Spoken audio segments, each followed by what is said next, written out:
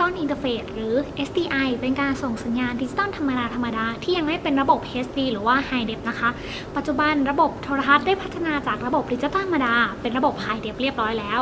ดิจิตอลก็คือพื้นฐานส่วน High Def เนี่ยก็คือความคมชัดขั้นสูงก็เลยเรียกว่า HD SDI การส่งสัญญาณ2แบบนี้จะต่างกันเพียงแค่แบนด์วิดต์กว้างกว่าโดยสายหรือว่าการเชื่อมต่อก็เหมือนกันทุกอย่างเลยนะคะ SDI จะเป็นการส่งสัญญาณแบบอนาล็อกซึ่งการส่งสัญญาณแบบอนาล็อกเนี่ยจะไม่มีการบีบอัดสัญญาณสมมุติว่าถ้าเราส่งสัญญาณจากต้นทางไปยังปลายทางด้วยความคุณภาพเนี่ย 100% พอไปถึงปลายทางคุณภาพก็ยังคง 100% เช่นเดิมค่ะแบนด์วิดต์ในการส่งสัญญาณของดิจิตอลธรรมดาเนี่ยจะอยู่ที่360เมกะบิตเปอร์เซกันส่วน High Def จะอยู่ที่1.485กิกะไบต์ค่ะสูงขึ้นมาหน่อยก็จะเป็นระบบของ 3D ซึ่งจะอยู่ใน3กิกะไบต์แต่ก่อนนะคะเราจะพบการใช้ระบบ SDI อยู่ในโทรทัศน์ไทยแต่ในปัจจุบันเราจะพบในเทคโนโลยีของกล้องวงจรปิดค่ะ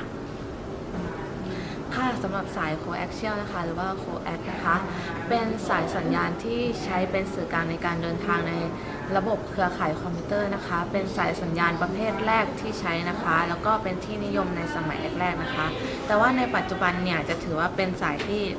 ล้าสมัยมากนะคะแต่ก็ยังมีบางเครือข่ายที่ยังใช้สายนี้อยู่นะคะสาย Coax เนี่ยมีตัวนำไฟฟ้าอยู่2ตัวนะคะคำว่า Coax เนี่ยมีความหมายว่ามีแกนร่วมกันนะคะนั่นก็หมายความว่าเป็นตัวนำไฟฟ้าทั้ง2ตัวที่มีแกนร่วมกันนะคะส่วนขั้วต่อ BNC นะคะเป็นขั้วต่อที่ได้รับความนิยมมากนะคะในงาน Radio Frequency นะคะในปัจจุบันเนื่องจากว่าใช้งานง่ายนะคะแล้วก็สะดวกแล้วก็มีประสิทธิภาพสูงนะคะหัวต่อ BNC เนี่ยจะถูกใช้สำหรับงานที่ต้องการต่อสาย Coaxial นะคะขั้วต่อ BNC เนี่ยจะมีลักษณะเด่นๆหลายอย่างเลยนะคะอย่างแรกเลยก็คือมีการใช้เขี้ยวล็อกนะคะซึ่งป้องกันการหลุดหลวมโดยไม่ได้ตั้งใจนะคะเช่นการถูกดึงหรือว่าการเคลื่อนย้ายเป็นต้นค่ะสายสัญญาณ AV A คือ Audio V คือวิดีโอเป็นสายนำสัญญาณวิดีโอแบบพื้นฐานใช้สำหรับส่งสัญญาณภาพแบบคอมโพสิตจากอุปกรณ์หนึ่งไปยังอุปกรณ์หนึ่งโดยมีขั้วต่อแบบ RCA จะมีด้วยกัน3สีคือสีเหลืองสำหรับสัญญาณภาพสีแดงและสีขาวใช้สำหรับสัญญาณเสียงสเตอริโอโดยสีขาวจะเป็นช่องเสียงข้างซ้ายส่วนสีแดงจะเป็นช่องเสียงข้างขวาส่วนสัญญาณ AV นิยมใช้กับทีวีเครื่องเล่น DVD และเครื่องเล่นวิดีโอสายสัญญาณ AV นี้เป็นสายสัญญาณวิดีโอคุณภาพต่ำเป็นระบบอนาล็อกสมัยเก่าแต่ปัจจุบันเปลี่ยนมาใช้แบบ HDMI แล้วค่ะ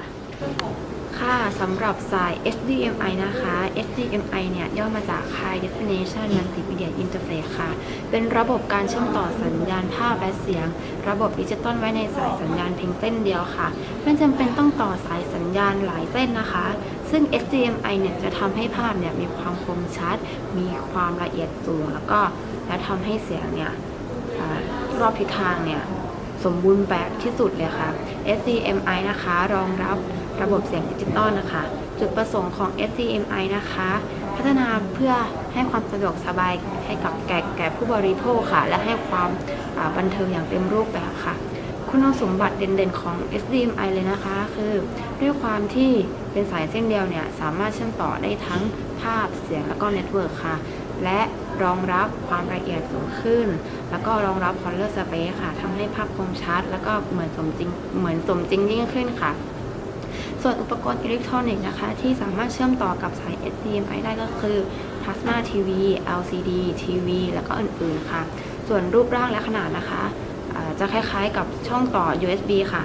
นี่ค่ะจะคล้ายๆช่องต่อ USB ค่ะแต่ว่าจะใหญ่กว่านิดนึงส่วนราคานะคะจะมีตั้งแต่หลักร้อยไปจนถึงหลักหมื่นค่ะทั้งนี้ก็จะขึ้นอยู่กับขนาดวัตถุดิบแล้วก็สายสัญญาณยี่ห้อนั่นเองค่ะครับสาย IEEE 1394นะครับใช้ส่งข้อมูลทั้งวิดีโอและข้อมูลคอมพิวเตอร์นะครับออกแบบสำหรับการใช้ตามบ้านจึงมีราคาถูกนะครับเมื่อใช้สายนี้นะฮะจะส่งข้อมูลได้ทั้งวิดีโอ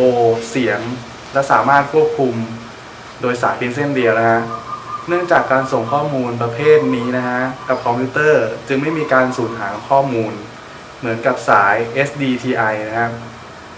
แต่ด้วยราคาที่เทียบกันไม่ได้เลยกับ SDTI ทำให้ 1394 จะเป็นการเชื่อมต่อที่จะมีบทบาทอย่างยิ่งในอนาคตอันใกล้ครับ ขั้วต่อสัญญาณชนิด XLR ที่คนส่วนใหญ่เรียกติดปากว่า Jack Cannon นะคะคำว่า Canon ก็คือชื่อยี่ห้อผู้ผลิต XLR ยี่ห้อหนึ่งก็ของบริษัท ITT Canon ค่ะ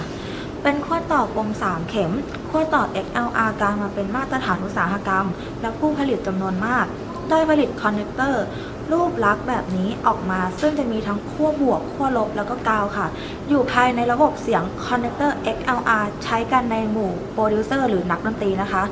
ที่ต้องส่งสัญญาณเสียงแบบคุณภาพสูงและบาลานซ์ออดิโอหัวแบบ XLR นั้น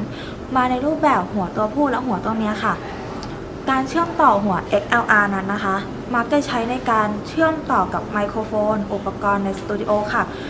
หรือเอาไว้เชื่อมต่อกับลำโพง Active Speaker นะคะ แตกต่างจากหัวแจ็คซึ่งจะส่งสัญญาณเสียงและสัญญาณไฟ แต่ XLR นะคะนั้นจะส่ง